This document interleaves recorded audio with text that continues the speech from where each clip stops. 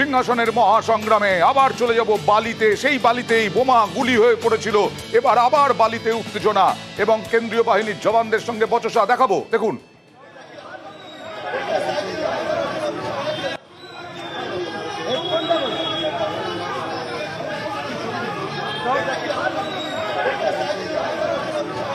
একদিকে লাইন, আরেকদিকে পুলিশের সঙ্গে বচসা, কেন্দ্রীয় বাহিনীর জওয়ানদের সঙ্গেও বচসা। কথা বলবো প্রতিনিধি দেবাশিসের সঙ্গে। দেবাশিস, নতুন করে এটা কোন জায়গায় এবং কেন কাদের সঙ্গে বচসা? হাওড়া লোকসভা কেন্দ্রে বালি বিধানসভা এলাকা শান্তিরাম স্কুল, সেখানে বেশ কয়েকটি বুথ রয়েছে।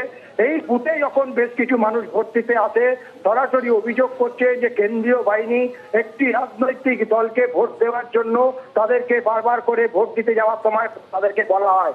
বারবার করে এই অভিযোগে বেশ কিছুক্ষণ ধরে কিন্তু বিক্ষোভ হয়। পরবর্তীকালে কেন্দ্রীয় বাহিনী বেশ কিছু ভোটারকে তাদেরকে ভোট দিতে বাধা দেয়, কারণ তাদের কাছে মোবাইল ছিল। নিয়ম অনুযায়ী মোবাইল নিয়ে বুথে ঢোকা বারণ। তা সত্ত্বেও তারা যখন এই ভোটাররা তখন জোর করে যে বাড়ি থেকে ভোট আমরা নিয়ে এসেছি মোবাইল, আমরা মোবাইল সুইচ অফ করে ভিতরে ঢুকবো, তারপরেও তাদেরকে ঢুকতে দেয় না। এখানে এক বালি থানার এক এসআই এর বিরুদ্ধে অভিযোগ, এক ভোটারকে ধাক্কা মারা। ঠিক পাশাপাশি অভিযোগ কেন্দ্রীয় বাহিনীর এক জওয়ানের বিরুদ্ধে ভোটারকে লাঠি দিয়ে মারা।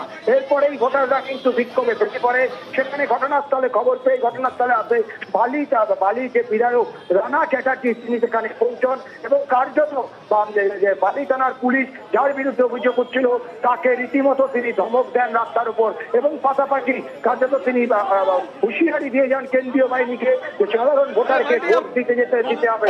এই অভিযোগ একাধিক জায়গা থেকে উঠছে যে কেন্দ্রীয় বাহিনীর বিরুদ্ধে শ্লীলতাহানির অভিযোগ যেমন ছিল, পাশাপাশি এই অভিযোগ যে বিজেপিকে সরাসরি ভোট দেওয়ার জন্য ভোটারদেরকে বলা হচ্ছে।